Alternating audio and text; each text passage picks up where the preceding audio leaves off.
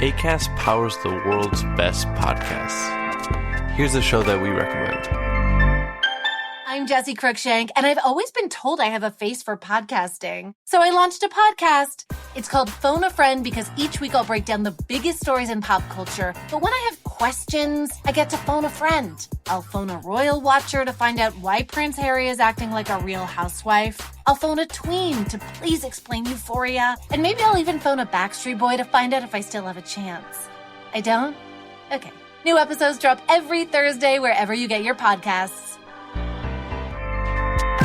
Acast helps creators launch, grow, and monetize their podcasts everywhere.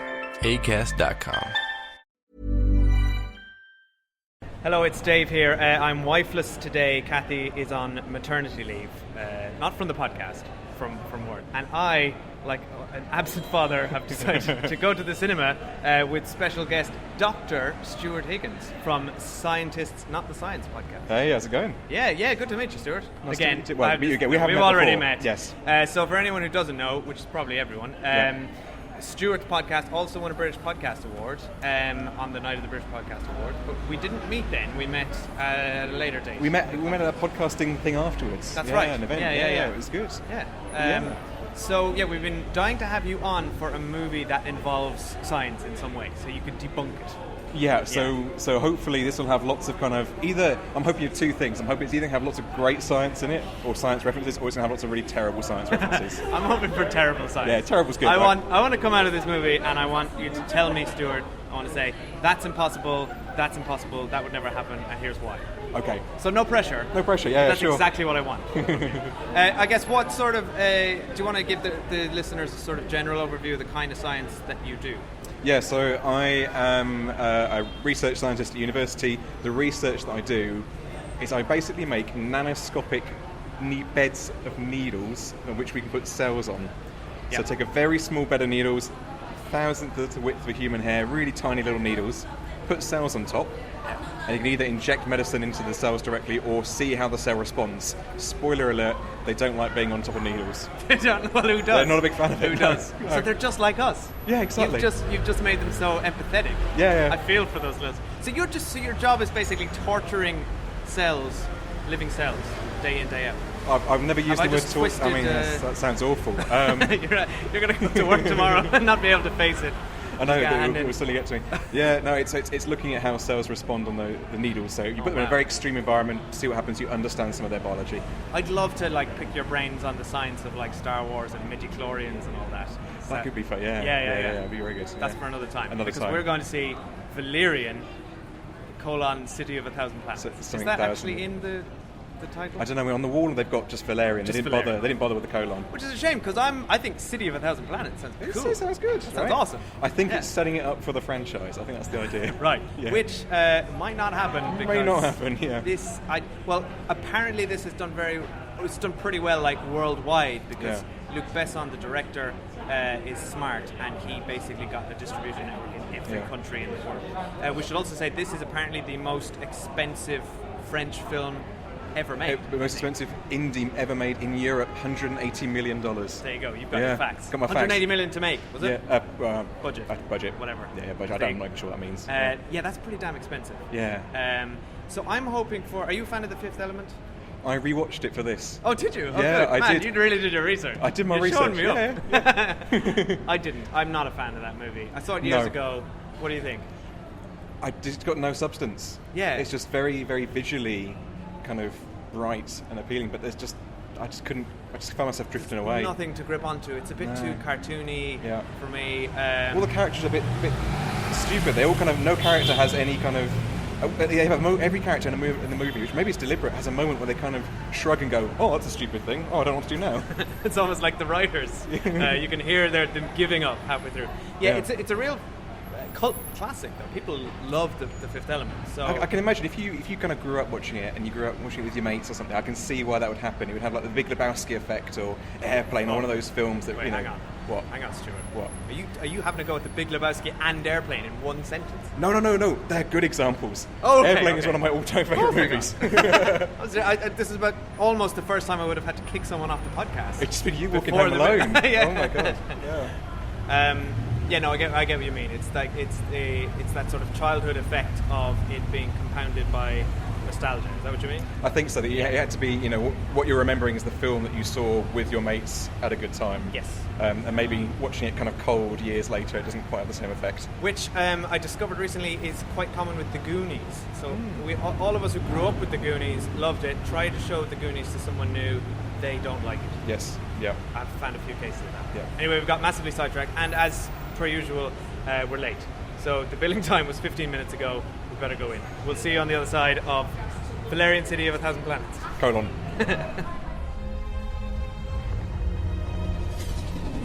Welcome to Alpha, the city of 1,000 planets. After centuries of peace and prosperity, an unknown force wants to destroy all we have created. Agents Valerian and Laureline, you have less than 10 hours to find the threat and eliminate it. Let's get to work.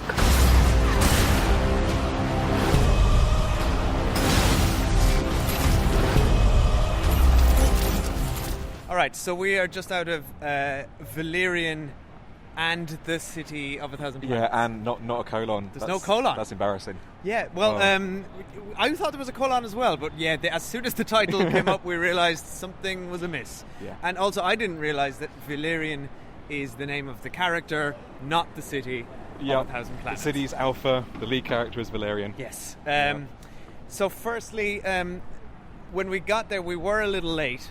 I think they were sort of maybe a minute or so in. I nipped to the toilet, and you experienced an interesting projector error. Well, I came in and it's been a while since I've been in a 3D movie, and I put the glasses on, and I didn't do anything, and I could still see two images, and I thought, okay, well, maybe I've done something wrong. Maybe my eyes are broken. Well, I spent 2 minutes kind of taking the glasses off and turning them round. I thought I got them on like the wrong way round. I thought the lenses were wrong, and then I realised everyone else was doing the same. And there was something wrong with the projector. So what they just were displaying the 3D wrong or inverted or something? Yeah, science fans, I reckon they hadn't put the polarizer in. They hadn't put the polarizer in the projector, so the glasses weren't going to do anything. Yeah. I mean, I could have told you that. Yeah. Get the polarizer in there, guys. So we got to watch the opening minute of this film twice. We did. Once in kind of twice on the screen and once normally. It was good. All right, I might just give a quick synopsis of what this film is about, because I realised we didn't really do that at the beginning.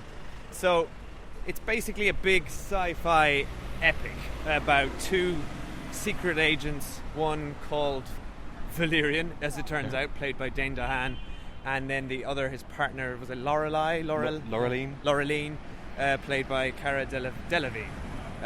Maybe they just hired her because she sounded like the character name already. It could have been like nominative determinism, whatever. You become your name. I don't know what that is, but that sounds become scientific. your own name. Dr. Stuart, you are paying dividends already. Well, you become your own name. That's the idea. It's like if your name is like cobbler, and you become a cobbler. That's the idea. Oh, amazing. Yeah. Okay. Wow. See, I'm learning already. So yeah, there's like sort of it's set 400 years from now. There was a lot of like years flashed up at the beginning. There were a lot of years. A lot of scene setting at the start. Yeah, it was like it starts with. We won't do any spoilers yet, but it starts with 1975. They go into space. 2005. We're still in space.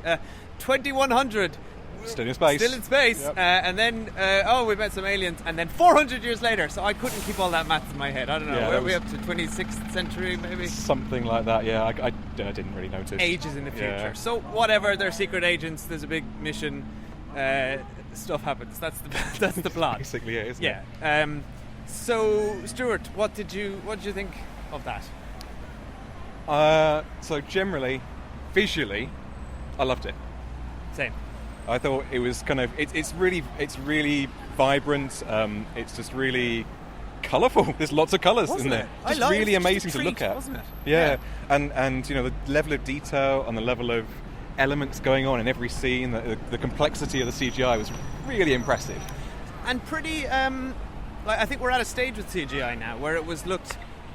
I wouldn't say realistic because it's completely the opposite of realism because it was all fantasy, but it looked almost tactile. This is a far cry from Jar Jar Binks and floaty things.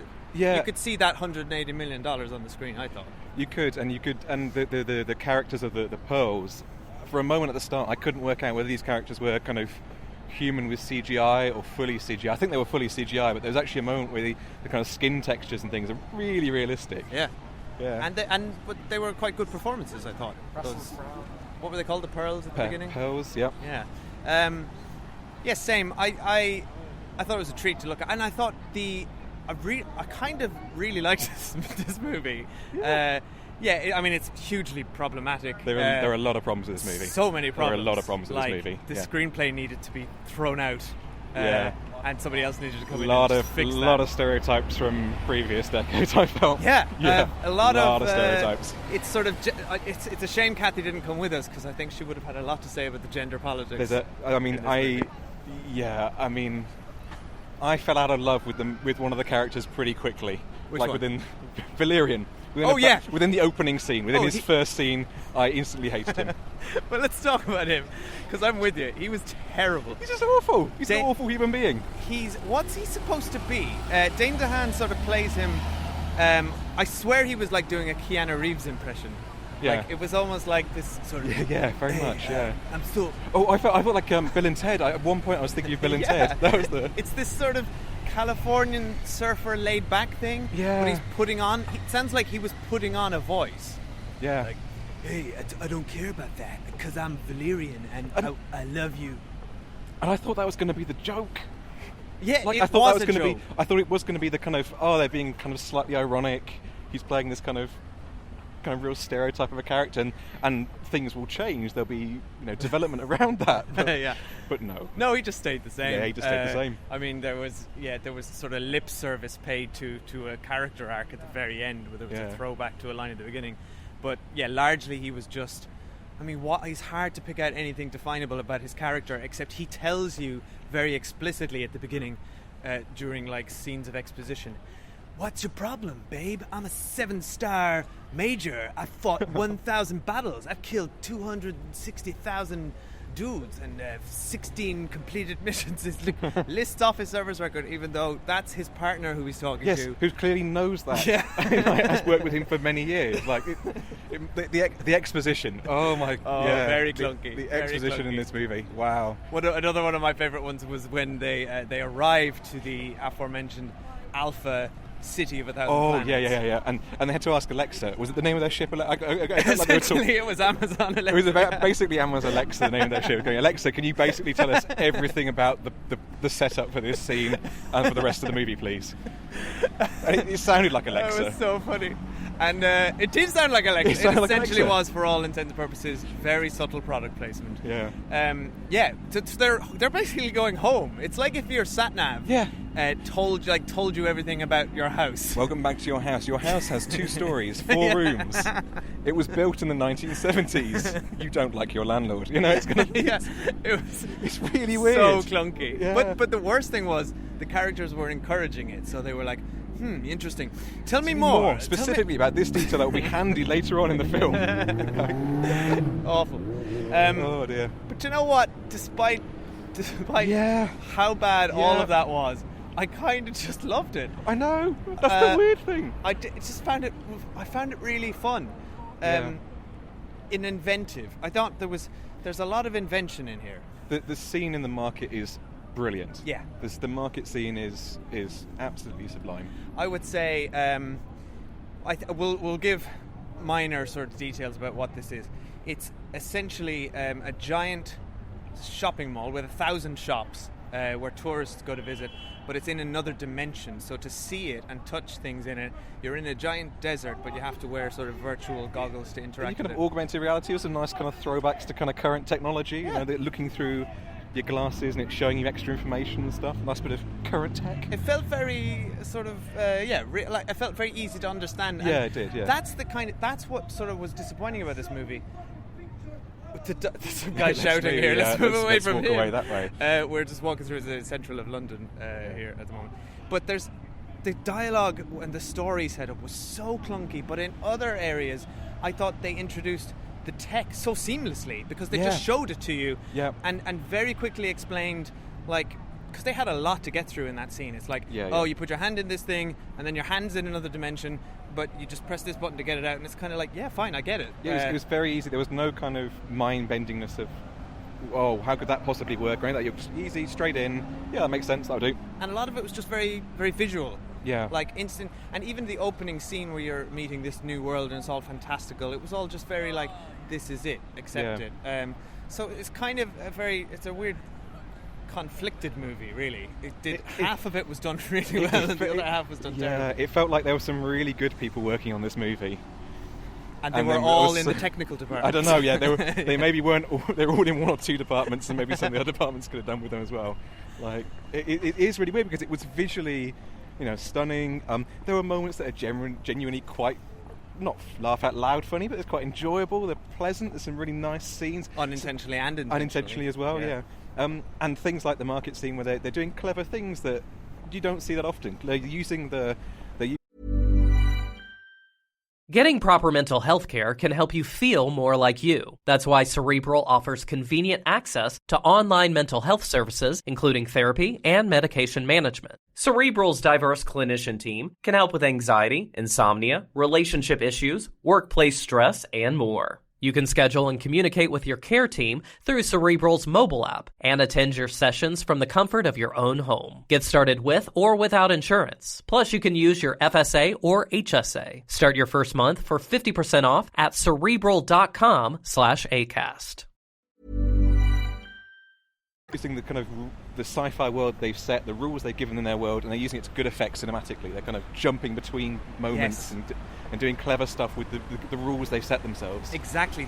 They gave you all the rules of this world, and then they created a scenario.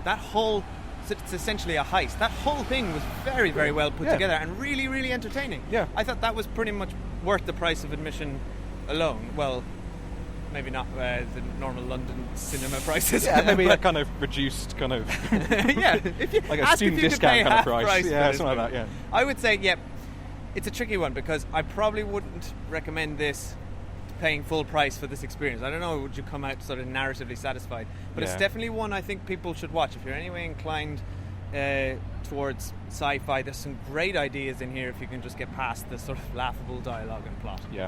Yeah, and there's a lot I should also say there's a lot of throwbacks, there's a lot of tropes, like classic sci-fi tropes, and there's a lot of stuff that people will recognise, and not all of that good as well, and thinking about terms of stereotypes as well. There's a lot of cliches in there.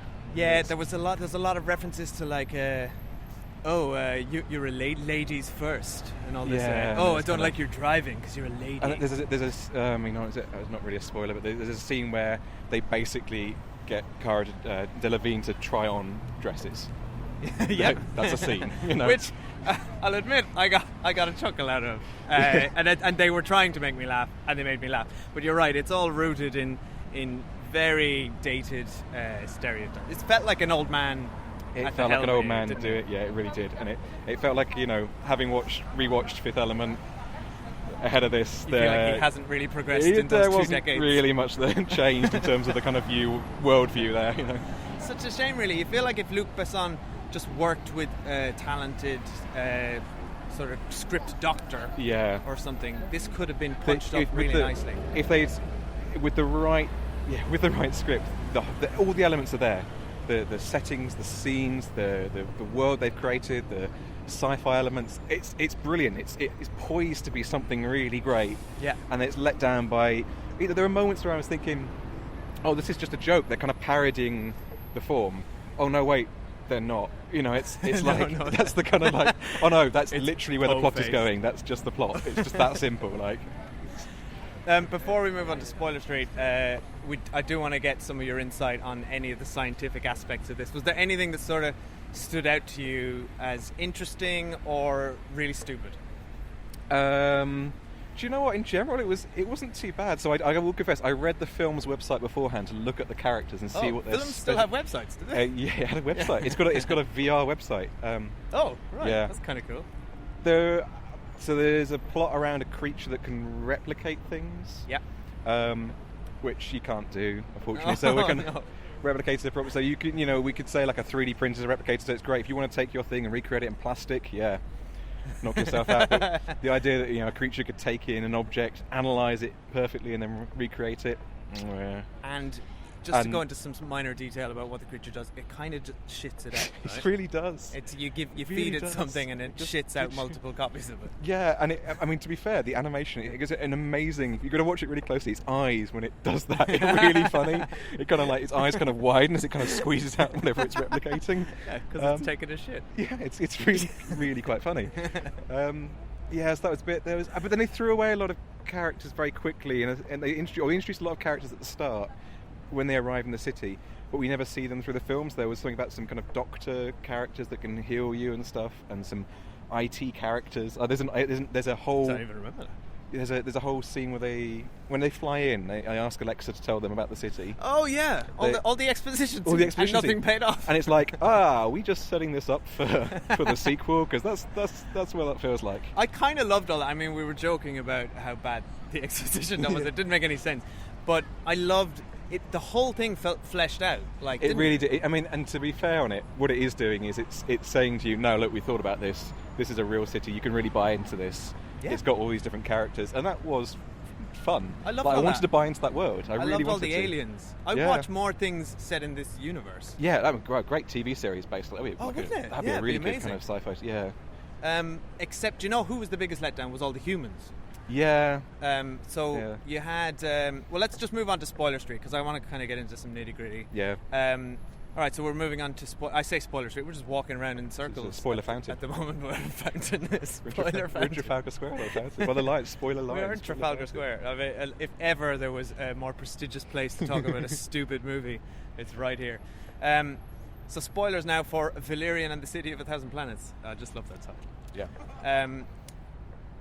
Clive Owen was clearly the bad guy from the moment he stepped into the screen, right? Yeah, he was.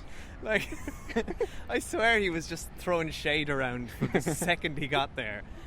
He said something suspicious to his robots, which was also flagged a million miles. And the away. robots look evil.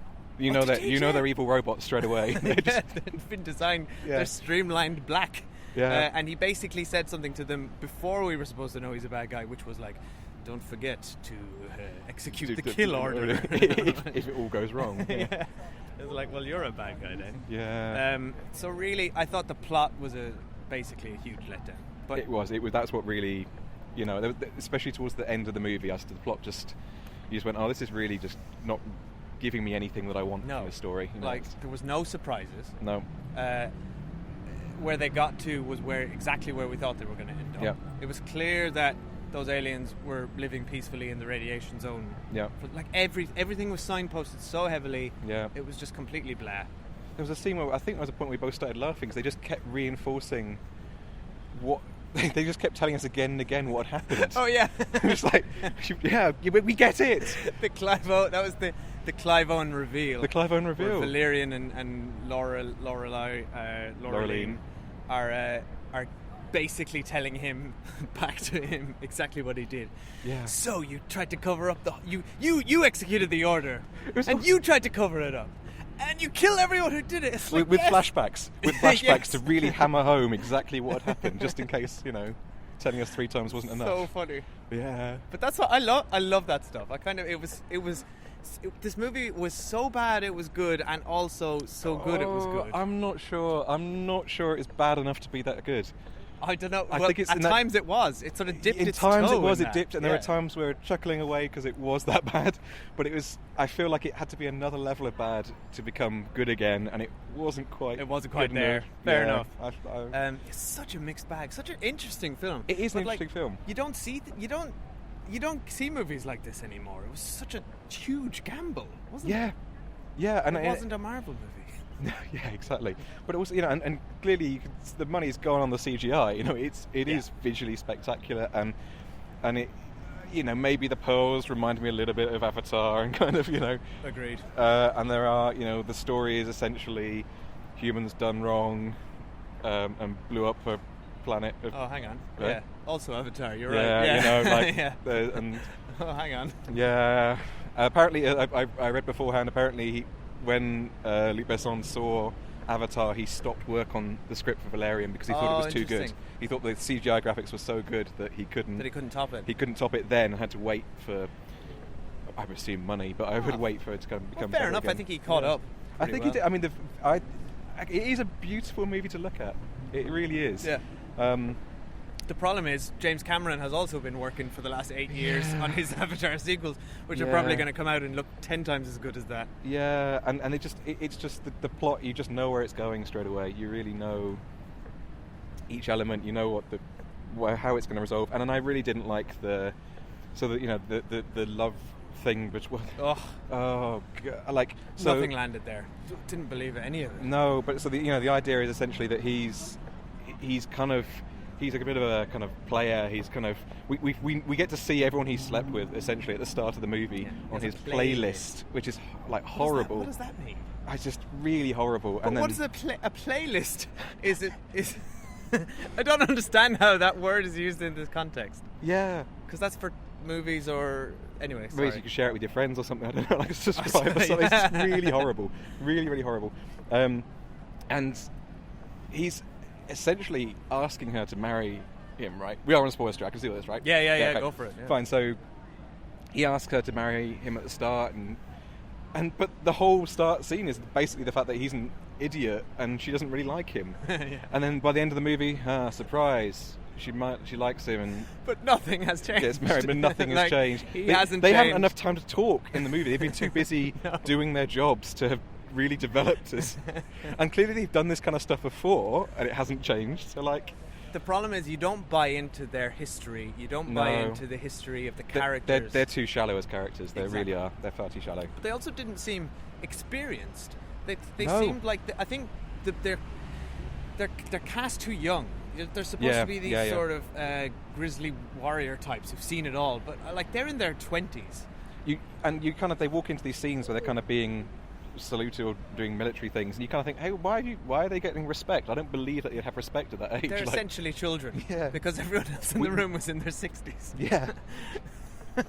But here's another thing. I actually think Cara Delevingne, I thought she was terrible in Suicide Squad, but I actually think she was pretty good in this. I just about bought her. I thought she held her own there.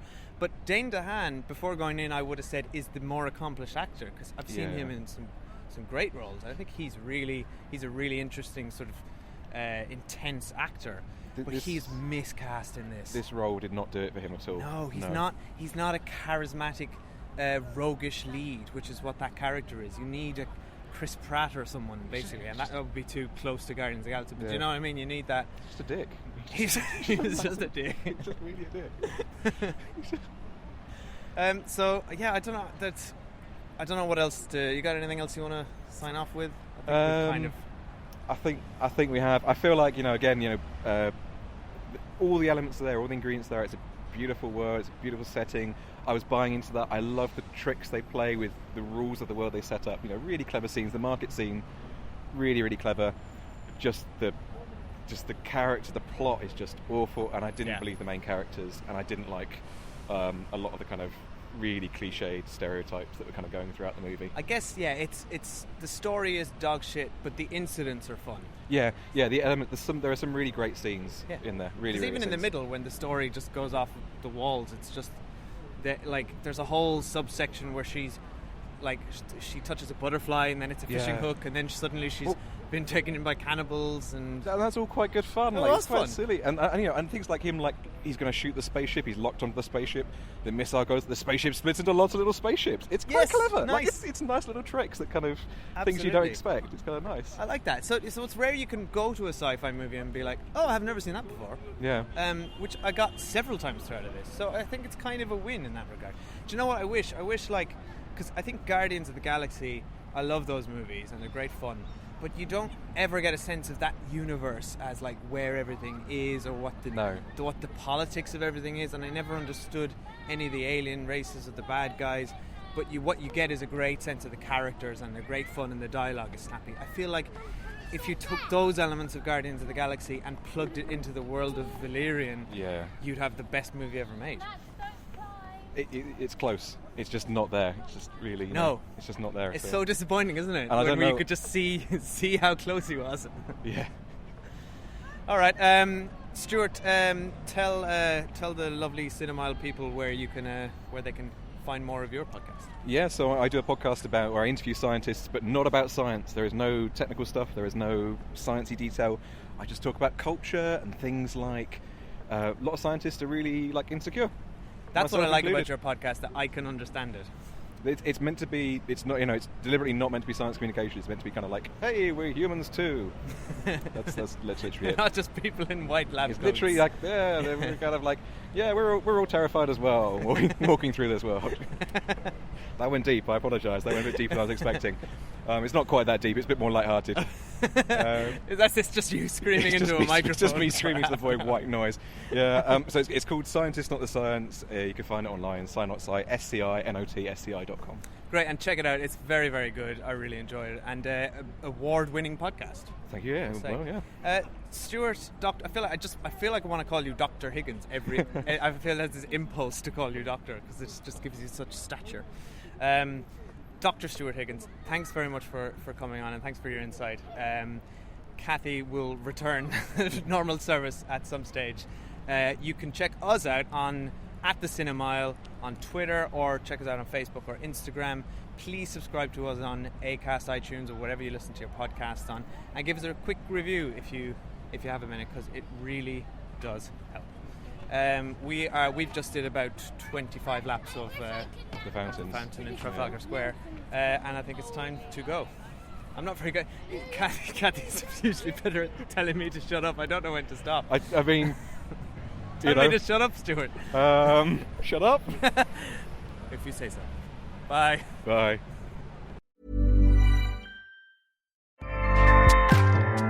Acast powers the world's best podcasts. Here's a show that we recommend. What do you do when no one else is watching? What do you do that makes you happy for no reason at all? What are you obsessed with?